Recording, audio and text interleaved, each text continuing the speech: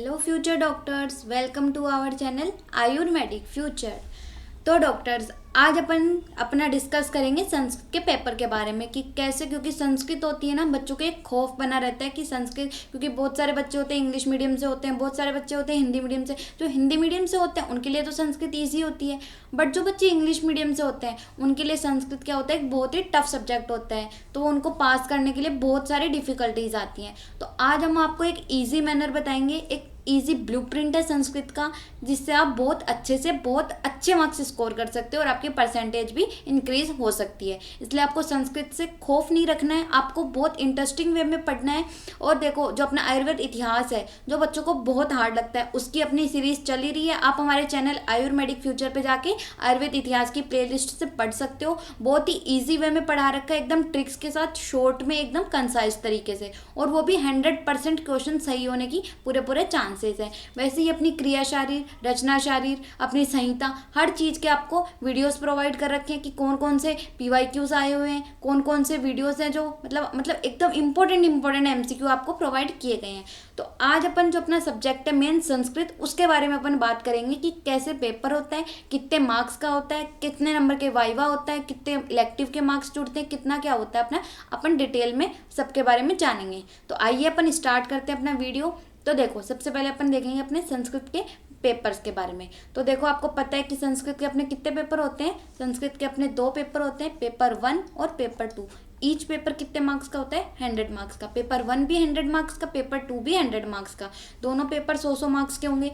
फिर अपन देखते हैं जो अपने इंटरनल असेसमेंट, जो अपने इंटरनल मार्क्स होते हैं, जो भी अपने इंटरनल्स होते हैं, first term, second term, third term, जो भी होते हैं, उनके जो मार्क्स होते हैं वो 15 मार्क्स इंटरनल असेसमेंट के जाते हैं अपने संस्कृत में। ठीक है, बाकी सब्जेक्ट में अपने 30 मार्क्स जाते हैं इंटरनल असेसमेंट के, बट यहाँ पे अपने 15 मार्क्स ही जाते हैं। ठीक है, और जो अपने इलेक्टिव सब्जेक्ट्स होते हैं, हमने इलेक्टिव सब्जेक्ट्स पे भी एक बहुत अच्छा वीडियो बना रखा है, आप उसको भी जाके देख सकते हो कि इलेक्टिव्स को पूरा करना क्यों जरूरी है। ठीक है, और अगर आप उनको पूरा नहीं कर पाते तो क्या होगा, तो हम आपको डिस्क्रिप्शन में लिंक प्रोवाइड कर देंगे आपको कि कैसे कैसे हमने बता रखे इलेक्टिव के बारे में, तो आप वो भी देख सकते हो। तो ये जो अपने इलेक्टिव होते हैं, जो इनके इलेक्टिव के मार्क्स 10 मार्क्स यहाँ पे जुड़ते हैं। इलेक्टिव आपको ये कंप्लीट करना बहुत ज़रूरी होता है, क्योंकि अगर आप इलेक्टिव में नहीं कर पाते अपने वीडियोस पूरे, तो ऐसा तो नहीं है कि आपको पेपर नहीं देने दिए जाएंगे। जो आपके फाइनल ईयर के यूनिवर्सिटी के पेपर है ना, जो मतलब आप करंट प्रोफ में जो भी हो, फर्स्ट प्रोफ में, तो आपको पेपर तो देने दिए जाएंगे। अगर आप सेकंड प्रोफ में हो तो सेकंड प्रोफ में भी आपके पेपर दिए जाए, मतलब देने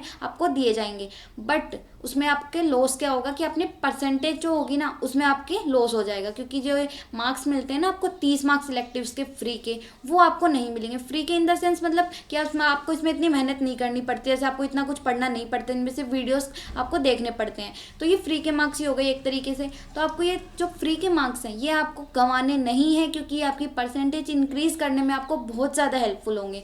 तो आपको ये इलेक्टिव पूरे करने हैं। तो आपके जो इलेक्टिव के मार्क्स थे वो 10 मार्क्स यहाँ पे किस में जुड़ जाएंगे, अपने संस्कृत के पेपर में जुड़ जाएंगे। आपके जो भी वाइवा वगैरह होगा उसके अंदर ही 10 मार्क्स आपके जुड़ जाएंगे। तो इलेक्टिव के 10 मार्क्स जुड़ेंगे, इंटरनल असेसमेंट है उसके 15 मार्क्स जुड़ेंगे, और जो अपना वाइवा होता है, जो वाइवा होगा वो कितने मार्क्स का होगा, अपना 75 मार्क्स का। तो ठीक है, ये अपना ब्लूप्रिंट था पेपर का कि 2 पेपर होंगे 100 मार्क्स के, और जो इंटरनल असेसमेंट होंगे उसके 15 मार्क्स, इलेक्टिव के 10 मार्क्स, और वाइवा होगा वो अपना होगा 75 नंबर्स का। आगे हम आपको बताएंगे कि वाइवा भी आपसे कैसे कैसे पूछा जा सकता है, वो हम आपके जो नेक्स्ट अपकमिंग वीडियोस होंगे उनमें बताएंगे कि वाइवा में कौन कौन से क्वेश्चंस पूछे जाते हैं और आपको कैसे प्रेजेंट करना होता है। ठीक है, और देखो जो मेन चीज़ है यहाँ पे वो ये है कि संस्कृत के अंदर अपना प्रैक्टिकल नहीं होता है, जैसे अपना रचना शारीर, क्रिया शारीर, संहिता, पदार्थ, इनमें क्या होता है कि बहुत से सब्जेक्ट ऐसे होते हैं जिसमें प्रैक्टिकल नहीं होता। प्रैक्टिकल ओनली अपना किस में होता है, अपने रचना शारीर में होगा या क्रिया शारीर में होगा, बट यहाँ पे अपना प्रैक्टिकल नहीं होगा, ओनली एंड ओनली वाइवा होगा। ठीक है, तो वाइवा के ही यहाँ पे 75 मार्क्स हैं, प्लस 10 इलेक्टिव के जुड़ जाएंगे, और 15 मार्क्स अपने किसके जुड़ जाएंगे, इंटरनल असेसमेंट के। तो ये तो हो गया अपना पेपर का ओवरव्यू। ठीक है, कि कैसे कैसे पेपर्स होंगे, कैसे कैसे मार्क्स आपके जुड़ेंगे। अब अपन बात करते हैं कि अपने पेपर्स में जो सिलेबस है उसकी। तो देखो, अपना पेपर क्या होता है, पेपर 1 और पेपर 2 अपन इसकी बात करेंगे। तो सबसे पहले अपन देखेंगे अपने पेपर 1 के बारे में, जो कितने मार्क्स का होगा, अपना 100 मार्क्स का। ठीक है, तो अपन सबसे पहले स्टार्ट करते हैं अपना फर्स्ट चैप्टर, जिसका नाम है संस्कृत और परिचय। संस्कृत परिचय में से क्या होता है, ये 5 मार्क्स का वेटेज रखता है, ठीक है। ये ब्लूप्रिंट है, बहुत इंपॉर्टेंट है। 98% जो पेपर होता है वो इसी के हिसाब से बनता है, बाकी 2% वो डिपेंड करता है एग्जामिनर पे। वो चाहता है तो जो उसका टॉपिक फेवरेट होगा वो उससे ज़्यादा मार्क्स का भी दे सकता है और किसी टॉपिक से कम मार्क्स का भी दे सकता है, ठीक है। तो 98% तो यही रहता है पैटर्न, बाकी 1-2% यहाँ पे चेंज भी हो सकता है, ठीक है। तो अपन देखते हैं जो संस्कृत परिचय वो 5 मार्क्स का होता है, और जो 5 मार्क्स का है उसमें से सिर्फ और सिर्फ आपके एमसीक्यू पूछे जाएंगे, ठीक है। कोई बड़ा क्वेश्चन नहीं पूछा जाएगा, ना शॉर्ट क्वेश्चन और ना ही लॉन्ग क्वेश्चन। तो देखो हमने यहाँ पे क्रॉस कर रखा है। तो आपको संस्कृत परिचय पे इतना लोड नहीं लेना है कि मैं इसका भर भर के, आपको रटना नहीं है, आपको सिर्फ उसको पढ़ना है, रीड आउट करना है, ताकि आपके एमसीक्यू गलत नहीं हो। 5 एमसीक्यू आएंगे और पांचों के पांचों एमसीक्यू बहुत ईजी होंगे, जो आप बहुत ईजिली उनको सही कर सकते हो, ठीक है। जैसे कि च वर्ग में, प वर्ग में, ऐसे वो पूछ लेगा जो कि महेश्वरी सूत्रों के हिसाब से, ठीक है, कि कौन से महेश्वरी सूत्र में किसका उच्चारण स्थान क्या है, ये सब क्या है, बहुत ईजी आपके एमसीक्यू आएंगे, ठीक है। और अगर आप चाहते हो कि हम आपको संस्कृत भी, जैसे कि अपना आयुर्वेद इतिहास तो चल ही रहा है, अगर आप चाहते हो कि हम आपको पेपर से पहले संस्कृत भी कंप्लीट करवाएं, तो आप हमें कमेंट सेक्शन में बता देना। अगर आपको कोई और भी मटेरियल चाहिए हो तो आप उसके बारे में भी बता देना, हम आपको प्रोवाइड कर देंगे, ठीक है। फिर अपन नेक्स्ट अपने आते हैं संज्ञा पे। देखो वैसे तो अपने बहुत सारी संज्ञाएं, बट अगर आप अपना सिलेबस उठा के देखोगे तो मिनिमम से मिनिमम आपको मिल जाएंगे अपनी 10 से 12 के अलावा एग्जामिनर कहीं से बाहर से नहीं पूछता, और इसमें से भी ये 5 मार्क्स का वेटेज रखती है और 5 के 5 एमसीक्यू आते हैं। बड़ा क्वेश्चन यहाँ से भी नहीं आता है। अब देखो वो कैसे पूछेगा आपसे, वो डायरेक्ट ये पूछेगा कि हेलो अनंतरा किस संज्ञा का सूत्र है। तो आपको डायरेक्ट उस पर टिक करना है कि ये कौन से संज्ञा का है। जो आपको मिनिमम 10-11 संज्ञा है वो आपको याद कर लेनी है, उनके 11 सूत्र हैं। आपको इनको रटना नहीं है कि ये 5 मार्क्स में आ जाएगा या फिर 10 मार्क्स में आ जाएगा, बिल्कुल नहीं आएगा। वो सिर्फ एमसीक्यू में आएगा। संज्ञा से 5 एमसीक्यू आएंगे जो आपको याद रखने हैं, और डायरेक्ट आपको वो सूत्र देगा और पूछेगा ये कौन सी संज्ञा का सूत्र है, ठीक है। तो ये तो हो गई अपनी संज्ञा की बात। फिर अपन देखते हैं अपना नेक्स्ट टॉपिक उपसर्ग। उपसर्ग को देखो 5 मार्क्स का वेटेज है, कोई भी इससे एमसीक्यू नहीं भी आएंगे, और अगर मान लो इसने ब्लूप्रिंट में तो मना कर रखा है, बट वो अगर देना चाहे तो वो आपको दे भी सकता है, ठीक है। और एक एमसीक्यू है जो बहुत बार रिपीटेड है, देखो हम आपको बताते हैं, जो हर साल रिपीट होता है। तो देखो वो ऐसे दे देगा कि कतीदा प्रादि, ठीक है। अब आप सोचोगे कि ये प्रादि वर्ड क्या होता है, आपको घबराना नहीं है। प्रादि किसको बोलते हैं, जो अपना उपसर्ग होता है उसी को प्रादि बोलते हैं। और वो आपको ऑप्शन में कुछ भी दे देगा, 11, 12, 22। तो आपको याद रखना है कि उपसर्ग कितने होते हैं, 22 ही होते हैं। तो आपको ये बिल्कुल नहीं गलत करना है। प्रादि को देख के आपको ये नहीं सोचना है कि किसका दे दिया अपन को, उपसर्ग को ही प्रादि बोलते हैं। तो ये एमसीक्यू बहुत बार पूछा गया है, तो ये एमसीक्यू आपको याद रखना है कि प्रादि किसको बोलते हैं, अपन उपसर्ग को बोलते हैं। वो कितने होते हैं, संख्या में 22 होते हैं, ठीक है। और वो आपको क्वेश्चन एक दे देगा, लॉन्ग आंसर में तो वो आपको बिल्कुल क्वेश्चन नहीं देगा। एमसीक्यू में भले ही वो आपको पूछ सकता है कि ये प्रादि कितने होते हैं, ठीक है।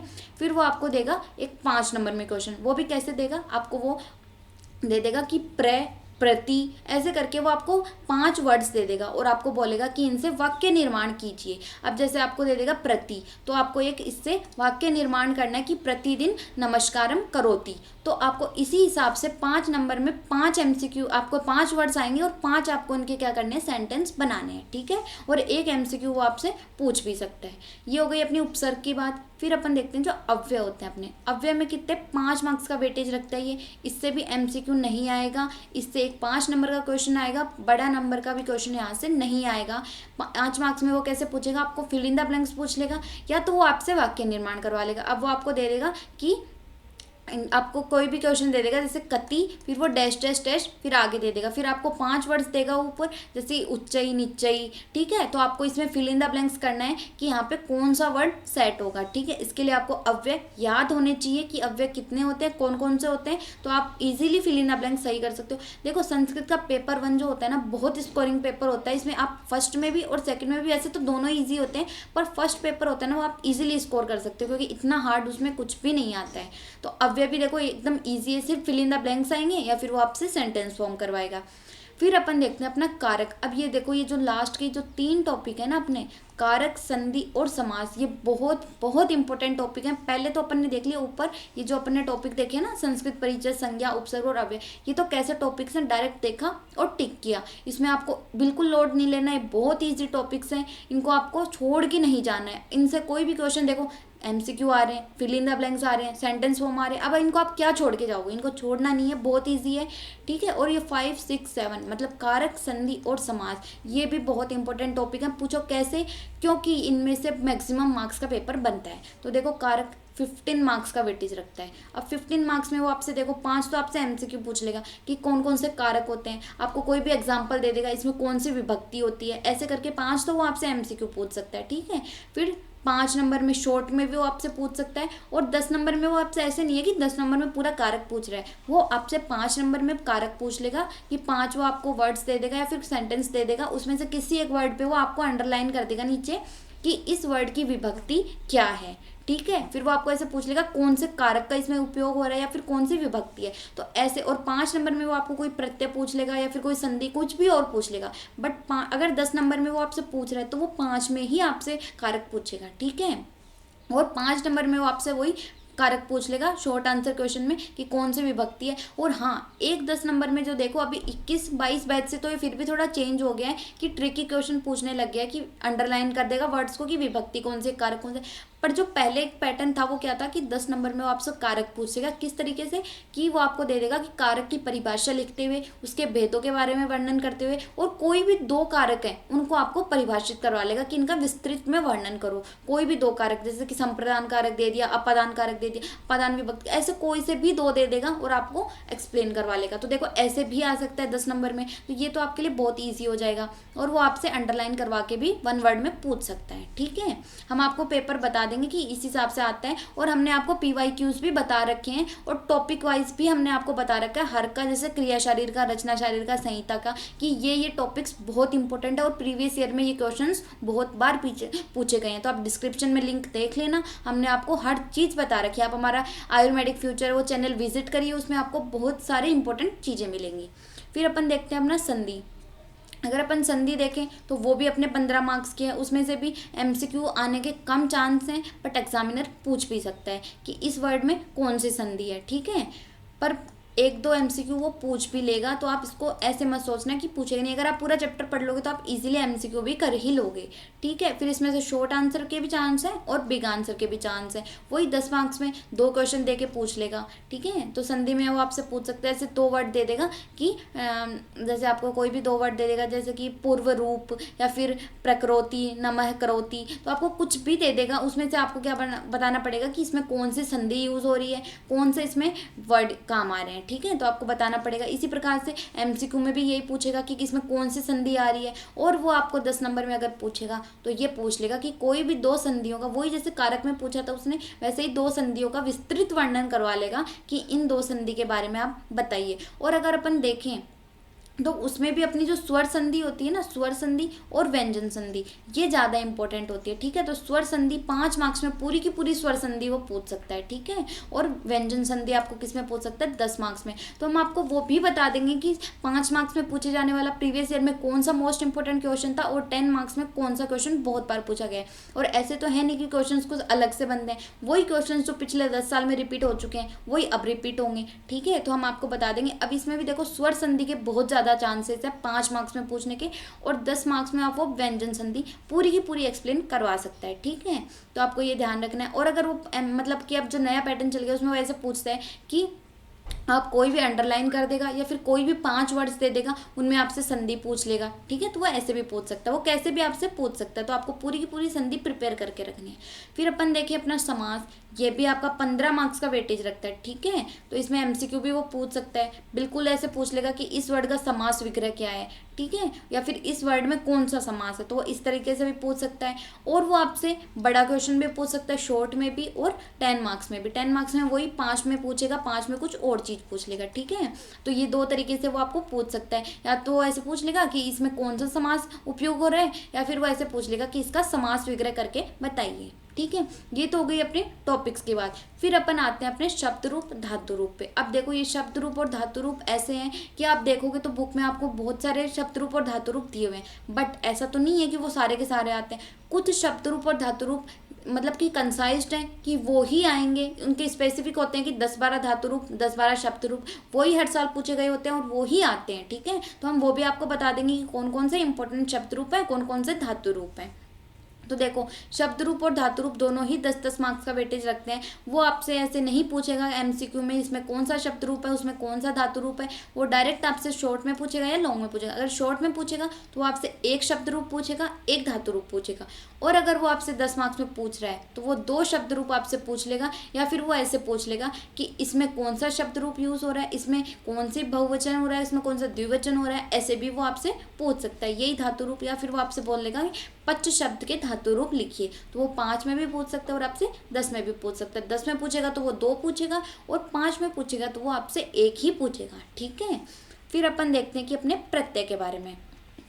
अब देखो, प्रत्यय है, ये अपने कितने मार्क्स का वेटेज रख रहा है, ये रख रहा है 10 मार्क्स का वेटेज। ठीक है, तो 10 मार्क्स में नो डाउट आपके 2-3 प्रत्यय से एमसीक्यू आने फिक्स है कि इस वर्ड में कौन सा प्रत्यय यूज हो रहा है। वो आपको एक वर्ड दे देगा या फिर उसको विग्रह करके दे देगा और पूछ लेगा कि कौन सा प्रत्यय इसमें हो रहा है। ठीक है, और एक 5 मार्क्स में भी पूछ सकता है, और 10 मार्क्स में अगर वो पूछेगा तो वही हमने बताया था ना आपको कि 5 में ऐसे 10 में ऐसे पूछेगा कि 5 मार्क्स में समास पूछ लेगा और 5 में आपसे प्रत्यय पूछ लेगा। ठीक है, तो वो कोई भी 5 वर्ड्स आपको दे देगा और उसमें पूछ लेगा कि इसमें कौन सा प्रत्यय यूज हो रहा है। वही 5 मार्क्स में पूछेगा तो वही 5 मार्क्स। अब ये नहीं कि 5 में भी पूछेगा, 10 में पूछेगा, कोई भी एक आपसे वो पूछ सकता है। ठीक है, और फिर नेक्स्ट अपन देखें अपने विशेषण। विशेषण ये बहुत ही इजी टॉपिक है जो अपन शुरुआत से लेके पढ़ते आ रहे हैं कि इसमें कौन सा विशेषण है और कौन सा विशेष है।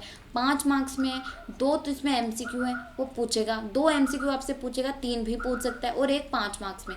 ठीक है, तो वो आपसे या तो पूरे 5 मार्क्स में पूछ लेगा कि विशेषण विशेषण बताइए, या फिर वो आपसे 2 एमसीक्यू पूछ लेगा, 3 वो आपसे ऐसे पूछ लेगा कि इस वर्ड्स में कौन से विशेषण विशेषण है। ये 5 नंबर में पूछ लेगा और 2 एमसीक्यू पूछ लेगा।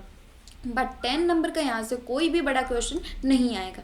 ये तो हो गई अपने पेपर फर्स्ट की बात। ये जो ब्लूप्रिंट है ये बहुत इंपॉर्टेंट है। आप इसके हिसाब से पढ़ोगे तो आपके कहीं से भी आपको ये नहीं होगा कि मेरा कुछ छूट रहा है या फिर मेरे को संस्कृत नहीं आती है। अब जो अपन बात करते हैं वो अपना पेपर सेकंड की। अब देखो, पेपर फर्स्ट के तो अपन ने 100 मार्क्स का देख लिया कि कैसे कैसे डिस्ट्रीब्यूशन है। अब अपन देखेंगे अपने पेपर सेकंड के बारे में।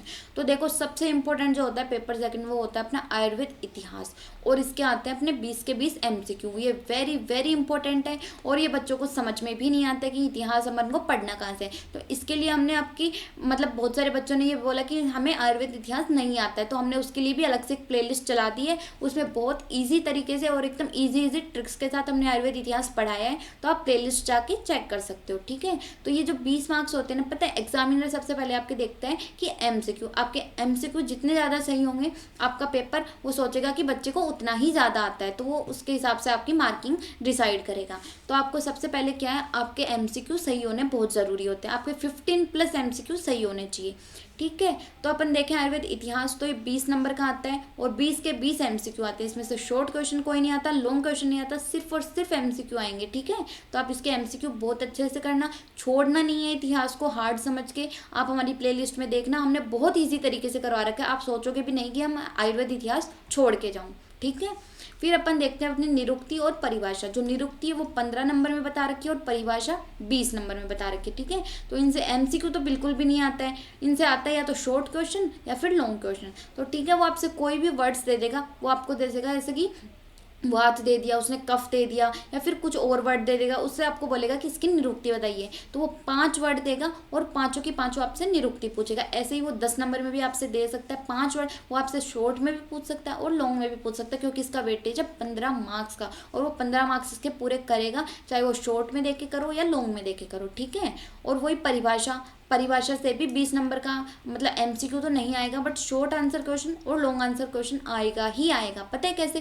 क्योंकि परिभाषा होती है ना, तो अपन को उसको डिटेल में लिखना पड़ता है। एटलीस्ट अपन को आधा पेज या फिर 1 पेज, तो आपको आधा पेज तो मिनिमम आपको लिखना ही लिखना पड़ेगा। ठीक है, परिभाषा अगर वो किसी भी वर्ड की आपसे परिभाषा पूछ लेता है, जैसे कि वो आपको लिख देगा स्रोतस की परिभाषा बताइए, तो आपको स्रोतस के बारे में उसके में सब कुछ बताना पड़ेगा कि स्रोतस क्या होते हैं, उसको कितने मान है, कौन से आचार्य ने कितने मान है। तो ठीक है, ये बहुत इंपॉर्टेंट है। आपको 5 या फिर 2-3 वर्ड्स दे देगा, कम से कम 5 वर्ड्स देगा वो आपको, तो वो शॉर्ट में भी दे सकता है और लॉन्ग आंसर में भी दे सकता है। तो 20 नंबर की आपकी परिभाषा है, और ये ऐसी परिभाषाएं हैं और निरुक्ति हैं जो आपने क्रिया शारीर में भी पढ़ रखी है, आपने संहिता में भी पढ़ रखी है, अष्टांग में भी पढ़ रखी है और रचना शारीर में भी। तो आपको बिल्कुल जोर नहीं आएगा इसको पढ़ने में, और हम आपको बता देंगे कि इंपॉर्टेंट कौन कौन सी हैं जो बहुत बार पूछी गई है। ठीक है, तो आप इन टॉपिक्स को छोड़ के मत जाना, बहुत ईजी पेपर है ये। फिर अपन देखते हैं अपना अन्वय लेखन। अन्वय लेखन 30 मार्क्स में आता है, ठीक है। इसमें से MCQ नहीं आता, या तो शॉर्ट क्वेश्चन आएगा या लॉन्ग क्वेश्चन आएगा। अब शॉर्ट क्वेश्चन या वो आपको एक वो दे देगा, श्लोक उठा के दे देगा और उसका आपको लिखा देगा कि इसका अन्वय लेखन करिए, ठीक है। या फिर वो आपको 10 मार्क्स में भी पूछ सकता है कि इस चीज़ का आप अन्वय लेखन करो, ठीक है। तो ये बहुत इंपॉर्टेंट है, 30 मार्क्स का वेटेज है, ठीक है।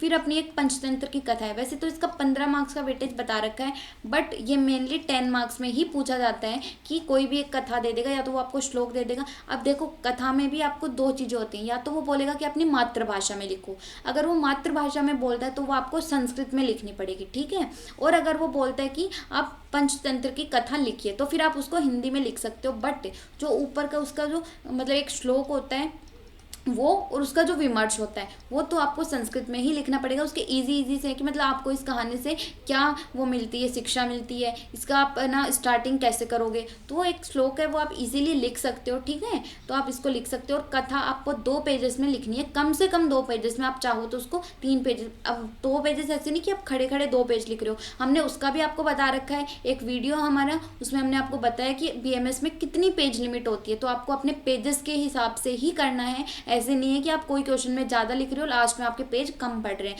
तो हमारा वीडियो है, आप प्लेलिस्ट आके चेक कीजिए, उसमें बता रखा है कि कितने पेजेस की पेज लिमिट आती है, आप उसी हिसाब से अपने क्वेश्चंस करिएगा, ठीक है।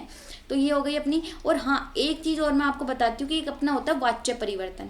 वाच्य परिवर्तन क्या होता है, जो अपने 5 मार्क्स में कोई से भी पेपर में पूछा जा सकता है या फिर दोनों पेपर में भी पूछ लिया जाता है कि आपको वो कोई भी वर्ड दे देगा और उसका बोल देगा कि इसका वाच्य परिवर्तन कीजिए। तो ये देखो इंपॉर्टेंट है, हम यहाँ पे लिख नहीं पाए, तो आप 5 मार्क्स में आपको वाच्य परिवर्तन पूछता है और वो पूछता है, दोनों पेपर में पूछता है कि इस वर्ड का वाच्य परिवर्तन करो, ठीक है। तो ये हो गई अपने संस्कृत की बात। और अब हम आपको आगे पेपर्स भी सॉल्व करवा देंगे कि कैसे कैसे पेपर्स आते हैं, और हमने बता दिया कि इसमें प्रैक्टिकल नहीं होता, वाइवा होता है। और अगर आपको कोई भी डाउट है, आप चाहते हो कि हम आपको कोई और भी आपको जैसे जैसे आपको हेल्प चाहिए हम आपको बता देंगे, बस आप कमेंट सेक्शन में बता देना कि हमें इस चीज़ की ज़रूरत है, ठीक है। और बाकी की हमारी प्लेलिस्ट चल रही है, आप वहाँ से ईजिली पढ़ सकते हो। हर चीज़ की क्रिया, शरीर, पदार्थ विज्ञान, हर एक सब्जेक्ट की प्लेलिस्ट अपनी चल रही है, ओके। अगर आपको पसंद आया हो तो लाइक करें, शेयर करें और सब्सक्राइब करें, ओके। Thank you.